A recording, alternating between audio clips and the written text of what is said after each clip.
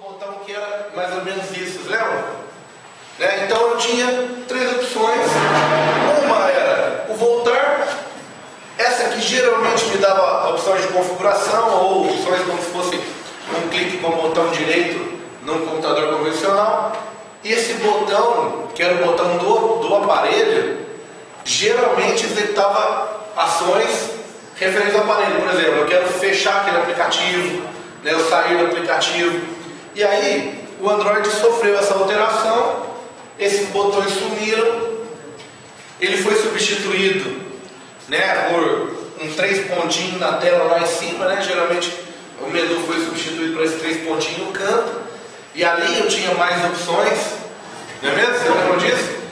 Smartphones aí um pouquinho mais de configuração, aparecia uma outra opçãozinha lá embaixo, que era assim, né? Que aí foi um avanço muito grande desse sistema operacional de permitir mais de uma aplicação ao mesmo tempo, coisa que a gente tinha dificuldade naquela época. Mesmo essas mudanças, esses caminhos que o aplicativo nos sugere, eles interferem na questão do mapeamento, essa transição que esse sistema operacional nos recomendou ali, ela interfere no contexto do bom mapeamento. Eu tinha um conceito, eu tinha uma ideia de navegação daquele aplicativo com aquele sistema operacional. Não levamos muito tempo para aprender a utilizar aquele sistema operacional. Por quê? Porque eles utilizaram novamente de um outro mapeamento, mas era um mapeamento lógico. E aí, né, falando de novo daquele termo que a gente vai estudar bastante, que é o learnability, que é a capacidade que a gente tem de aprender alguma coisa com a interface, eu notei que todos os aplicativos, então, a partir dali, funcionavam da mesma forma. E o que eu poderia fazer em um, eu fazia no outro, e eu sempre obtinha algum resultado, eu sempre obtinha uma outra opção, eu sempre obtinha uma nova ação possível. E essa é a ideia de um bom mapeamento que a gente vem falando.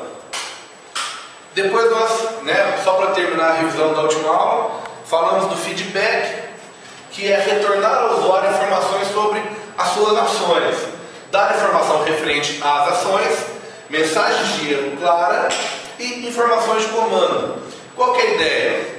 Eu clico no botão de salvar e eu espero saber a hora que aquela ação vai ser executada. Né? Existem pessoas que já navegam na internet há bastante tempo. O que a gente faz? A gente olha na barra de status, né, do navegador. Agora quem usa muito o Chrome vai lá em cima na abinha, e se tiver uma bolinha girando, significa que a ação ainda não terminou, não é mesmo?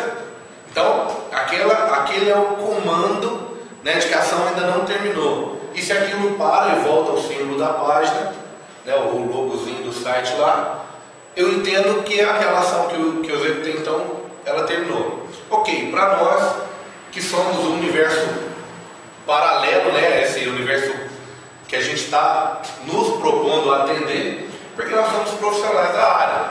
A gente conhece esses símbolos, a gente conhece nós temos noções dessas notações, e esses sinais são pertinentes ao nosso universo. Então a gente consegue fazer alusão, a gente tem as metáforas para isso. Só que nós sofremos muito na hora de criar um aplicativo, ou quem trabalha com suporte sofre demais com os chamados. Por quê? Porque a pessoa acha que a página travou simplesmente porque ela gastou 10 segundos a mais, ou porque a pessoa acha que o aplicativo travou simplesmente porque apareceu aquela rodinha lá no mouse do Windows e a pessoa já não consegue mais dar o clique, mas era só esperar mais 5 segundos, então a interface voltaria ao normal. Por quê? Porque o usuário não recebeu informação suficiente. Ele não tem noção se aquilo está gravando, se aquilo não está gravando. Sabe aquele reticências que fica pulando ali? Aquilo serve para quanto tempo? Vocês já pegaram alguma interface que aquela reticência fica pulando? Ou a barra do loading, ela fica carregando? Vocês já viram muitas interfaces assim, né? Só que quando ela não tem um número de porcentagem, por exemplo, se ela vai rapidinho, ok, né? Ah, está carregando ali, ela pula, a cada segundo ela pula um pedacinho, então já vai acabar. Mas quando ela chega naquele momento, que é geralmente de construir os ícones, de criar os atalhos lá no menu do cara, e ali demora um pouquinho mais. não tem a porcentagem baixa, até para nós dá a ideia de que aquilo está travado, certo? Então essas informações o cara tentou. Ele utilizou de recursos que davam informação, mas não dava informação suficiente. Né? Então eu não tenho noção se parou no meio, se deu uma travada, se está acontecendo alguma coisa no background, se eu preciso esperar mesmo, se aquilo não vai dar certo, se vai dar certo na segunda vez. Mensagem de erro clara, e aí a gente tem que entender que mensagem de erro pode considerar um erro do sistema ou uma falha do usuário. E aí eu tenho que falar para ele, olha, o sistema não está conseguindo se conectar ao banco de dados. É uma informação de erro, que não é dele. Ou então você fala para ele, o formato que você escreveu o CPF do cliente não está correto. É outra informação. Diferente de você falar para ele assim, não foi possível gravar a informação no banco, tente novamente mais tarde. Por quê? Porque eu digitei o CPF errado? Porque o banco não estava disponível? Porque o sistema está sem internet? Porque o meu computador está mal configurado? O que está acontecendo? Então, são mensagens que a gente geralmente generaliza, né, porque é mais simples, mas que torna a vida do usuário um inferno e, por consequência, a nossa vida, porque ele devolve isso para a gente. Né? Fala, olha, o programa que você fez é ruim, não funciona. Aí você fala, não, cara, o problema era o CPF. Você não falou para ele que era o CPF. Beleza? E aí tem a ideia aqui na informação sobre o comando. E tem um exemplo que vem do próprio livro, da Paranáuticos, que é para qual impressora de rede eu enviei esse arquivo. Eu mandei imprimir, foi pela impressora, mas qual era a impressora padrão no meu computador? E ainda tem alguns aplicativos que você pode ter a impressora padrão do computador e a impressora padrão do aplicativo. Aí a pessoa está acostumada com a impressora padrão do aplicativo, que é a matricial, que imprime nota dela que está ali do lado. Quando ela manda imprimir na outra, a padrão do computador era outra, ela não sabe qual é. E aí, qual que é esse trem? Beleza? Entendi? Tranquilo? Então, falando de usabilidade, né, sistemas computacionais, Nielsen propõe alguns princípios que levam ao aumento da usabilidade. Então a gente vai entender, o Nielsen, ele escreveu essa teoria dele em forma de slogans. E aí a gente vai ver quais são esses slogans e o que esses slogans eles remetem. Sintam-se à vontade para comentar, beleza? O primeiro slogan do Nielsen é: sua melhor tentativa não é boa o suficiente. Meio pragmático, né? Sua melhor tentativa não é boa o suficiente. Mas o que ele diz com isso? É impossível fazer o design de uma interface ótima simplesmente baseado em nossas melhores ideias. Já a gente vai falar de outras ali, que já é a seguinte, que quando envolve o usuário. Mas e aí? A minha melhor ideia do sistema, às vezes, não é a melhor o suficiente. Chega aí. Então a gente fala muito de quê? De benchmark, a gente fala de brainstorm, a gente fala de reunião de setup com o cliente. A gente fala de uma série de maneiras, né, de envolver mais pessoas para que a gente consiga ter melhores ideias. No sentido de que as nossas ideias, mesmo que sejam excelentes, às vezes não é o suficiente. Eu posso ter tido um case de sucesso maravilhoso com uma empresa de outra cidade, mas era outra cultura, era outra realidade, era outro momento. Talvez ela não se enquadre completamente na realidade agora. O usuário tem um potencial infinito para interpretar mal elementos de interface e fazer suas tarefas de modo diferente do que imaginamos.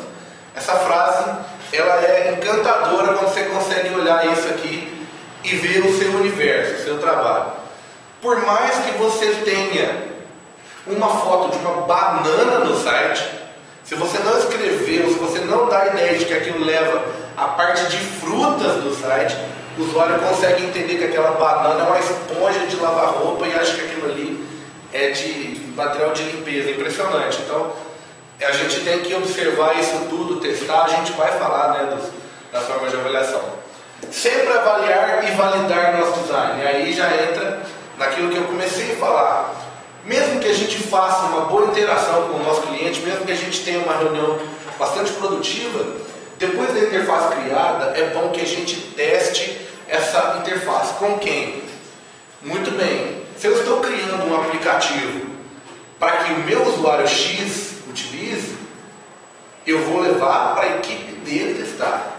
Agora, se eu estou fazendo um site que é pago por alguém para ser usado por um terceiro, eu não tenho que testar nem comigo, nem com esse cara que é o meu patrocinador do site. Eu tenho que testar com o cara que vai usar o site. Porque eu conheço o projeto, esse camarada conhece o projeto, mas não somos nós que vamos utilizar esse site o tempo todo. Então, nós temos que avaliar esse site do lado de fora. Estar aberto a um redesign a partir dos resultados das avaliações. Quem é designer não briga comigo ainda. Lá vem conversa por aí. Estar aberto a um redesign não significa que nós vamos acatar toda e qualquer desejo, todo e qualquer desejo do nosso cliente, toda e qualquer atribuição que ele fizer. Até porque vem o segundo slide que diz que o usuário está sempre certo. Calma aí, designers, vamos conversar isso aqui primeiro. Não devemos julgar o usuário ou verificar que este está utilizando mal o nosso sistema. Esse dispositivo, ele está disposto a modificar uma grande ideia de forma a resolver problemas dos usuários. É isso que esse slide diz. O usuário está sempre certo.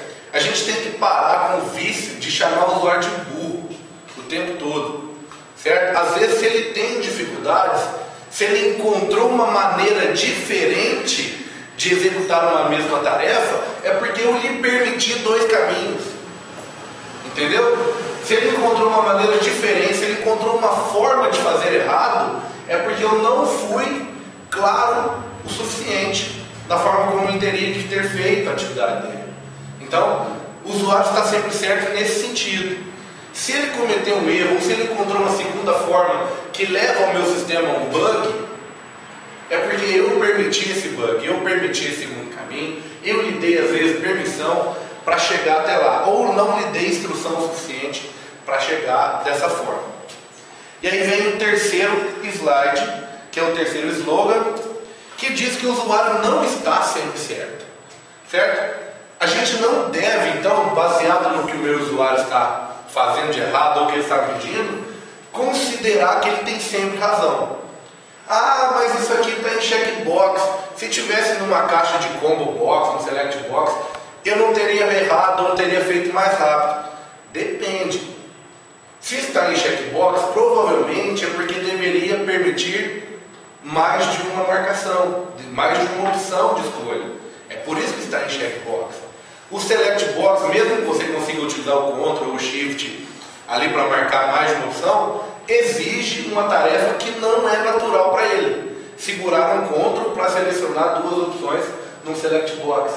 É por isso que a interface foi projetada como checkbox. É um exemplo de quando o usuário não está sempre certo.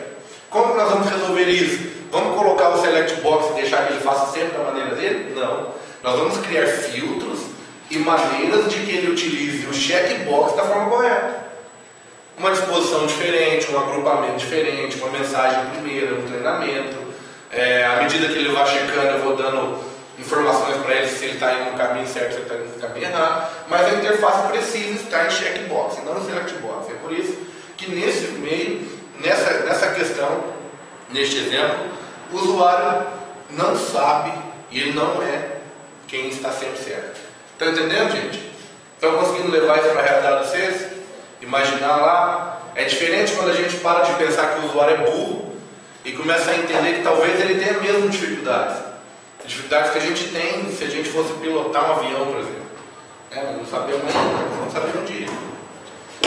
O usuário frequentemente não sabe o que é bom para ele. Essa é a ideia do select box aí. Ele fala para você por quê? Porque ele está analisando esse caso pontual. Mas ele não sabe que 3 meses atrás, quando vocês fizeram o levantamento de requisito daquela interface, você perguntou para ele, você sempre escolhe uma opção? Ele falou, não, tem casos que eu escolho mais de uma. Por quê? Porque aquilo ficou 3 meses atrás. Ele está analisando essa questão pontual. E a gente precisa mostrar para ele, ó, no levantamento de requisito que nós fizemos, você me deu um exemplo tal, onde essa questão não atenderia. É comum não saber como gostaríamos de interagir com algum sistema de informação quando não temos experiência. Sabe aquela ideia que vocês já receberam assim, e se isso aqui funcionasse assim, ia salvar minha vida.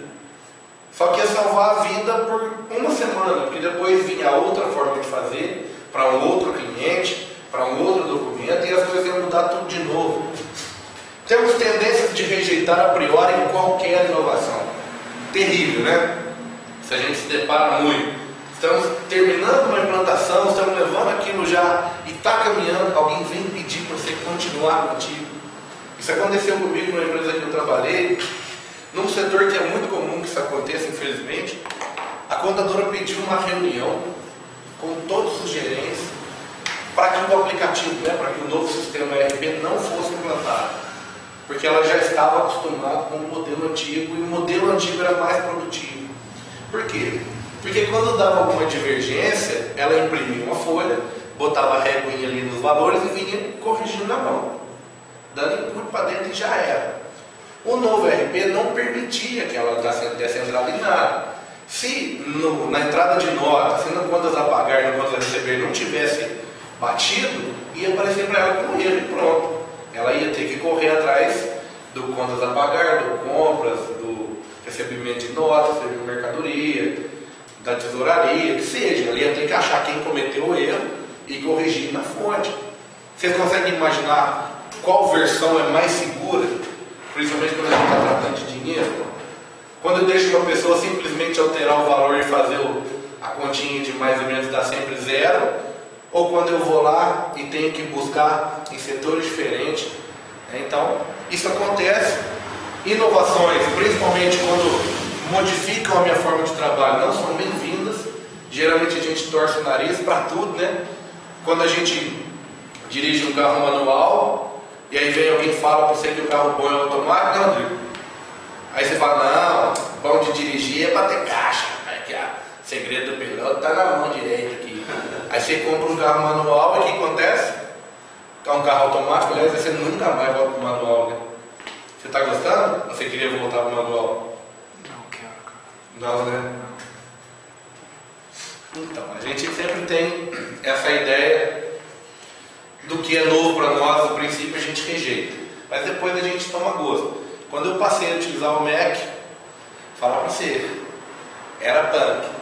Simplesmente o botão de maximizar que não ocupava a tela inteira já me matava de ódio, de ter que ficar ajeitando a janelinha ali. Mas hoje eu acho um sucesso, eu posso usar a janelinha onde eu quero e produtividade vai um milhão de vezes.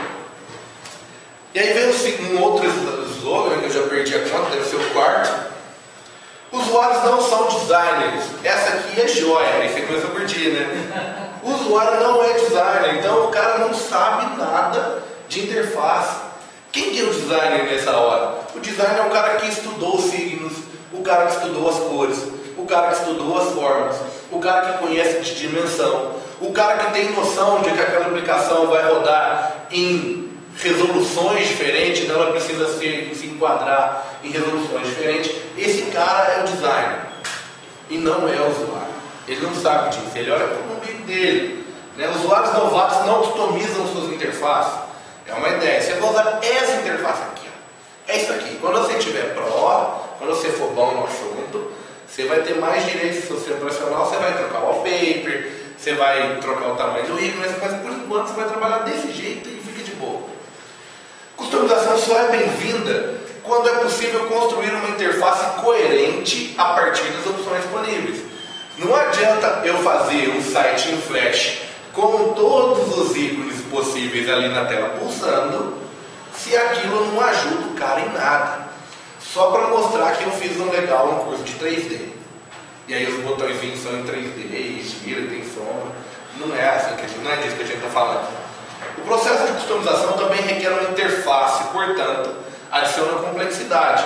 O simples fato de permitir o seu usuário trocar a cor do menu, trocar o background da aplicação, trocar o botão do menu se ele vai ser vertical ou horizontal, isso em si já requer uma interface. E essa interface também vai dar trabalho para o usuário, se ela não for bem desenhada. Ela agrega, ela adiciona complexidade à aplicação.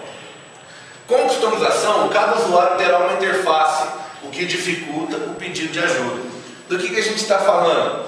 Essas aplicações, não sei se vocês já usaram o Hábil, essas aplicações de financeiras, tem muitas aplicações que permitem que você troque a cor, escolha um tema para a aplicação. Aí fica cor tijolo, fica marrom, fica branco, preto. acontece? Quando o cara vai falar para você, estou precisando de uma ajuda, aí você fala para ele, clica na folhinha branca. Ele, que folhinha branca? É porque você está usando uma interface, por exemplo, default, e ele está usando uma interface vermelha. E aí a folhinha branca não é mais uma folhinha branca, é um livrinho, uma agenda aberta. Porque você permitiu o cara customizar, e aí na hora de fazer a interação com ele, isso dá um problemão. Qual interface que você está usando? Que cor que é a tua tela? Vermelha. Ah, pera aí. Aí você tem que seguir o cara. Dá um trabalho, né? E nem sempre os usuários adotam as decisões de design mais apropriadas. É só a gente parar, quem trabalha com suporte, olhar os nossos usuários mais antigos e ver a forma como eles organizam o menu ali de tarefa e a área de trabalho. Dá para você ter visões ali que são bastante coerentes com isso que a gente está falando aqui. Sai cada coisa, né? Tem gente que usa, a minha cunhada, por exemplo, a área de trabalho dela tem tanto ícone que extrapola o tamanho da resolução, certo? Ela tem que entrar na pasta da desktop, lá na pasta de área de trabalho, para poder ver os atalhos como se fosse a pasta documentos. Então essa pessoa não faz a menor ideia para que serve a área de trabalho. Utiliza como se fosse a parte de documentos. Pior, porque tem documento, vídeo, foto, jogo, vírus, tem de tudo lá. Vê um outro slogan corroborando com esse. Designers não são usuários. Então a gente falou, usuários não são designers, e agora a gente fala designers não são usuários.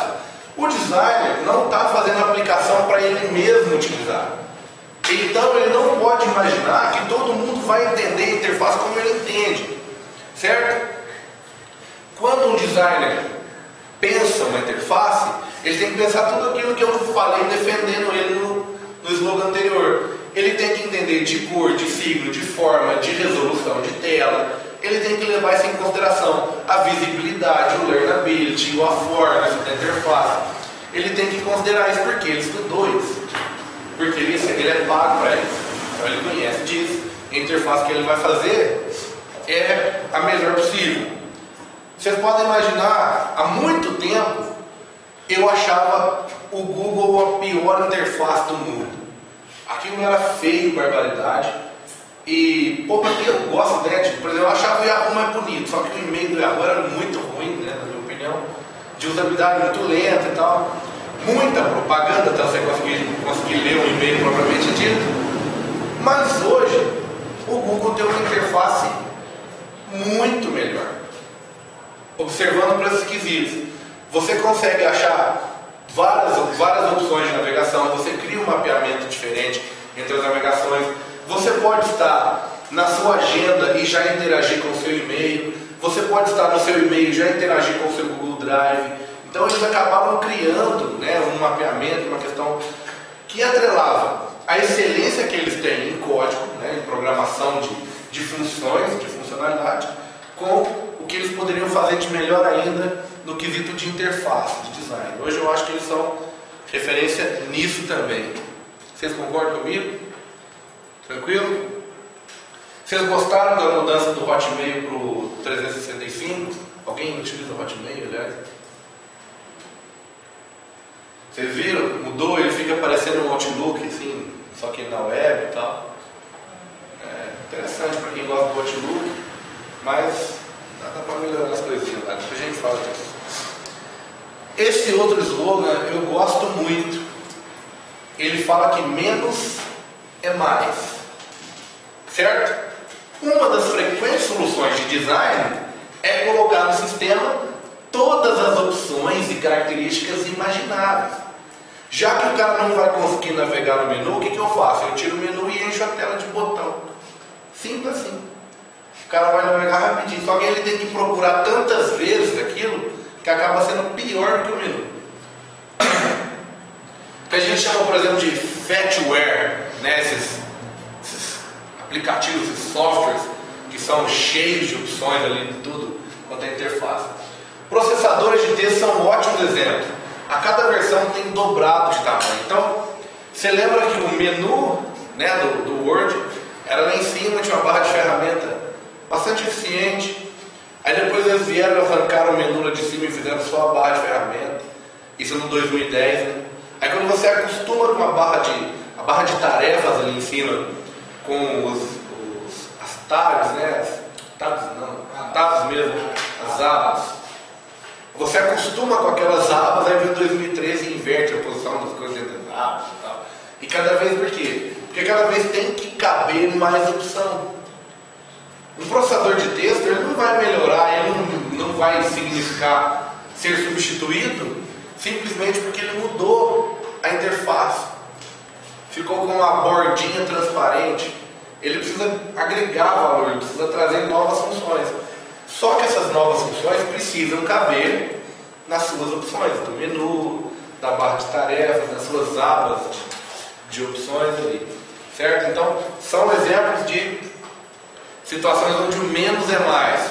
Quando você tem uma interface mais enxuta, um pouquinho mais polida, e as opções vão aparecendo à medida que você vai utilizando, isso você consegue ter até um learnability aprimorado. Quer ver um exemplo? Você está digitando um texto no Word, a sua monografia, coloca uma foto, e aí quando você clica na foto, aparecem mais duas abas, que é a Design e a Formatar, certo? Que não estão ali quando você não está com a foto marcada. Isso já me leva a acreditar o quê? Que aquelas duas novas abas, que inclusive vêm em cores mais gritantes um pouco, são relevantes somente ações com aquela imagem, não é isso? E aí quando eu desmarco a imagem, aquelas opções somem, então automaticamente eu crio aquilo na minha cabeça. Quando eu precisar da opção de formatar ou de design, basta que eu clique na foto, uma vez que eu estou querendo mesmo é formatar a foto, né? Então, essa é uma ideia do menos é mais, que eu posso dar para vocês. E por último, o help doesn't, ou o help não ajuda. Aquele famoso F1 que foi abolido de nossas vidas, simplesmente porque todas as vezes que nós tentamos utilizar o F1, ele foi mais irritante do que, mais do que um auxílio. Por exemplo, quando você pede o F1 do Internet Explorer, ele te manda conectar na internet. Mas é justamente esse problema, cara. Ajuda eu aí. Por que não traz o trem offline? Esse ajuda nunca ajuda. Na maioria dos casos, os usuários se perdem na quantidade de informação das ajudas do sistema. Quando o usuário encontra informação, geralmente não consegue entender. E tem uma área de help, não é desculpa para um design ruim. O que nós estamos falando disso? Na maioria dos casos, o problema do usuário, ele não foi identificado claramente pela equipe que desenvolveu o aplicativo, então as ajudas são muito obscuras ou são muito genéricas, o cara acaba não conseguindo resolver sozinho. Num segundo momento, as explicações elas são carregadas ali de valor técnico, de informação técnica, ou que remete ao usuário a tomar medidas e a executar ações que ele nunca executou antes, em interface que ele não conhece. Então isso pode causar um temor, pode atrapalhar o usuário. E ter a opção de help não significa que você pode ser porco, e essa é a minha forma de falar isso mesmo. Não significa que você tem que ser porco, ou que te dá o direito de ser porco. Ah, mano, o cara não entendeu a interface, eu saio lá no ajuda. Não é, cara. Primeiro que o ajuda já é outra interface, e outra coisa, nós estamos fazendo tudo para aumentar a produtividade de alguém. Se ele tem que parar de fazer o seu trabalho de domínio, o seu trabalho de rotina, para executar uma tarefa que está muito longe da sua realidade, então a gente está cometendo um erro gravíssimo. Então a gente está nadando exatamente contra aquela maré que nós propusemos quando falamos, que nós, no sentido de estar herdando a responsabilidade, quando nós falamos que o computador ia ajudar as pessoas a serem mais produtivas, quando a gente tira ela do foco e ela passa a ter que fazer uma ação que ela não fazia em outros tempos, então nós estamos cometendo um erro muito grave. Beleza? Tranquilo até aí? Vocês estão entendendo bem a ideia da usabilidade aqui? No final tem perguntinha, hein? Vamos falar um pouquinho da usabilidade. É definida em função de múltiplos componentes e é tradicionalmente associada com atributos de usabilidade, que são Facilidade de aprendizagem ou learnability. O que é isso? O sistema precisa ser fácil de aprender, de forma que o usuário possa rapidamente começar a interagir. Segundo o cara lá, o Nielsen, é o mais importante atributo de usabilidade por ser a primeira experiência que qualquer usuário tem com o sistema. É preciso prever que o usuário geralmente não aprende toda uma interface antes de começar a usá-la. O que nós estamos falando aqui? Um exemplo já para generalizar a coisa. Se eu tenho uma interface de cadastro de usuário e tenho uma interface de edição das informações do usuário, quando eu aprendo a utilizar uma, eu tenho que estar apto a utilizar a outra também. Entenderam? Quando eu tenho uma interface que cadastra peças para o almoxarifado, a interface de cadastro de veículos da logística tem que ser tão fácil de aprender quanto a primeira. E melhor, eu tenho que aprender a segunda baseado com o que eu aprendi na primeira. Entenderam? Entenderam? Quando aparece para mim aquela reticência, um botãozinho com reticências na frente de um campo de texto, e eu clico para ver o que é, e eu tenho a opção de buscar alguma informação, seja em outra tela, seja no banco de dados, na segunda vez que eu ver aquela reticência no mesmo lugar, ela tem que fazer o mesmo sentido. Ela tem que me levar à mesma ação, ou o mesmo resultado, pelo menos. Certo? Pode ser que eu não esteja buscando mais no banco de dados. Pode ser que eu esteja buscando um manual, que é um PDF que está numa pasta, um diretório do computador. Mas eu tenho que obter o mesmo resultado. Ou seja, sempre que eu preciso preencher este campo aqui, basta que eu clique nesse botão e escolha a melhor opção que o preencha. Entenderam? Então, esse é um conceito, um exemplo geral do learnability. Quando eu olho para a interface, mesmo que eu cometa um erro uma vez, isso ainda não é a ideia. Mesmo que eu cometa esse erro a primeira vez, quando eu aprender a utilizar a interface e eu vier aprender a utilizar essa interface, eu vou conseguir aprender o sistema como um todo. Tudo que for aparecendo de novo no sistema para mim, eu vou tendo capacidade de aprender através simplesmente da interface, eu vou aprimorando os meus conhecimentos a respeito daquele próprio aplicativo. E eu garanto para vocês, eu garanto, dou minha palavra de honra, uma interface que você faz e que o usuário aprende a utilizar sozinho, ele se torna mais produtivo. E quando ele aprende a utilizar sozinho e se torna mais produtivo, ele fica mais motivado a trabalhar com o seu aplicativo. Você vai ter menos problema com esse cara e talvez um pouquinho mais de facilidade em lidar com os outros caras, que seja da mesma empresa ou de uma próxima. Entenderam o que eu falei?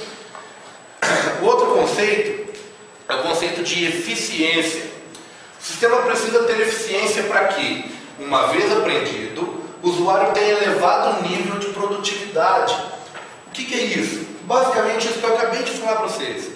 Quando eu consigo, através do learnability, criar uma ideia no usuário para que ele aprenda a utilizar a minha interface num contexto geral, como um todo, eu preciso que a minha interface seja eficiente, eu preciso elevar o seu nível de produtividade. Então, se ele aprende, ele sabe bem. Se ele sabe bem, ele executa com mais facilidade. Se ele executa com mais facilidade, tem que ser mais produtivo. Entenderam a ideia? Beleza? A ideia do learnability aumenta a questão do cara aprender com a interface. Aprendendo com a interface, aumenta a eficiência da minha aplicação e, consequentemente, a produtividade daquele meu usuário. E aí vem, junto com o learnability, o memorability, ou a facilidade de relembrar. E vem de novo daquilo que nós estamos falando, das metáforas, do universo do cara, porque é a partir dali que a gente vai criar dentro do cérebro dele ligações para que ele se lembre. O sistema precisa ser facilmente relembrado, de forma que o usuário, ao voltar a usá-lo, depois de um certo tempo, não tenha novamente que aprender. Certo? Aumentar a facilidade de aprendizado significa também aumentar a facilidade de relembrar. Vocês conseguem entender que que o Learnability e o Memorability estão relacionados um com o outro? Como que eu vou fazer para que uma interface seja mais fácil de aprender? Quando ela é limpa, quando ela é padronizada, né? Quando eu utilizo de elementos visuais que sejam comuns àquele universo, que simplifiquem a informação para ele. Dessa forma, eu estou relacionando já com uma coisa que fica gravada na cabeça dele com facilidade. Muito talvez porque eu já estou utilizando informações que já está na memória dele, certo? Quando ele utiliza o Windows XP, a minha aplicação tem interface parecida com o Windows XP. Quando ele utiliza o Windows 8, eu crio uma interface parecida com os conceitos do Windows 8. Então, se ele usa o tempo todo o Windows 8, e a hora que ele olhar para a minha interface, tem chances maiores dele se lembrar de como que um botão funciona, como que uma tela funciona. Não estou falando que vocês têm que seguir essa regra, certo? Desenvolver interface exatamente igual ao seu profissional do cara. É só um exemplo. Outro exemplo é quando eu vou fazer uma atividade com uma aplicação para juiz, eu vou utilizar signos que ele vê o tempo todo, né? Aquela balancinha, aquela espadinha. O próprio Android, por exemplo, tem um exemplo que o padrão, a documentação de design dele, ele mostra que as opções não têm que ficar escondidas do lado esquerdo. Então, se clica no botãozinho, elas aparecem. Se eu ver as aplicações do próprio Google, segue esse padrão. A pessoa sempre que quiser buscar alguma coisa, ela vai clicar nesse, vai. Excelente, cara. Buscar. E aí foi muito legal você ter percebido isso, inclusive, né? Você ter feito essa associação. Ninguém te instruiu, não estava escrito na tela ali, falou, olha, foi uma associação que você fez por conta do seu universo, né? Você utiliza o Google, utiliza o Android e acabou percebendo que aquele sinalzinho dos pontinhos ali no canto te remete a mais opções. Exatamente isso que a gente está falando. E aí você consegue, utilizando muito o seu celular, quando olhar para a interface do Gmail, você tem, né, o seu Memorability e o Learnability estão ativados ali naquela hora, você consegue aprender e lembrar de alguma coisa que você já tinha aprendido. Não é mesmo? Concorda? Tranquilo? Quase acabando, gente. Erros.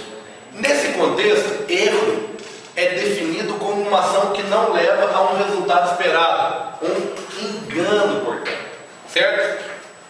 O que é o engano? O que é o engano? Quando o cara clica numa opção achando que vai para um lugar, ele não vai. Certo? Quando ele clica num botão achando que vai acontecer uma ação e não acontece. Quer ver uma falha desgraçada que matou muita gente de raiva, ainda bem que durou pouco tempo? O botão de desligar do Windows Vista, que suspendia o computador, né? Você desligar, você tinha que ir na outra opção ali no canto, não é? Isso é um erro terrível de quê? Mas a interface nos levava a cometer esse engano. Por quê? Porque nós aprendemos, né, com produtos do mesmo desenvolvedor, que aquilo desligava, não suspendia, certo? Não é mesmo? Só um exemplo. Então o engano é quando a minha interface ela não é clara o suficiente para que o usuário entenda o que vai acontecer com determinada ação, e aí ele clica esperando uma ação e tem outra. Ele clica esperando um resultado e obtém outro. Então a gente fez o cara cometer um engano. E aí pode acontecer erros catastróficos, né? Que não podem acontecer, mas dessa forma de engano a gente remete o cara a fazê-lo. Por exemplo, quando ele relaciona todos os registros do banco dentro de um grid, aí ele marca uma linha e tem um botão de deletar ali. Ele imagina que aquele deletar vai apagar somente aquela linha, mas o programador fez aquilo para limpar o banco de dados, né? De repente ele está numa interfacezinha lá de manutenção, por exemplo, na manutenção do aplicativo. Ele acha que ele vai apagar um registro, ele apaga o banco inteiro ou uma porção de informações ali. Foi uma rata do cara que nós permitimos, né, que ele cometesse, um engano dele. Temos ainda a satisfação subjetiva. Os usuários devem ficar satisfeitos ao usar o sistema. Isso não é poesia, gente. Isso é verdade. Se o cara, imagina, né, já dizia o saudoso mestre, seu Madruga, não é um trabalho que é ruim, ruim é ter que trabalhar, né? E todo mundo concorda com essa frase. Se tivesse outra forma de ganhar dinheiro que não fosse trabalhando, sei lá, eu sei, mas eu não trabalhava de jeito nenhum. E a ideia é essa, já que o cara vai fazer uma atividade que por natureza é ruim, não tem motivo de eu tornar pior. Então deixa eu tornar essa aplicação mais ágil, mais eficiente, mais produtiva, que o cara sinta, até numa questão, né, dessa questão social mesmo, porque ele trabalha o tempo inteiro marretando pedra, lançando nota, fazendo aquele serviço que é maçante, que é cansativo.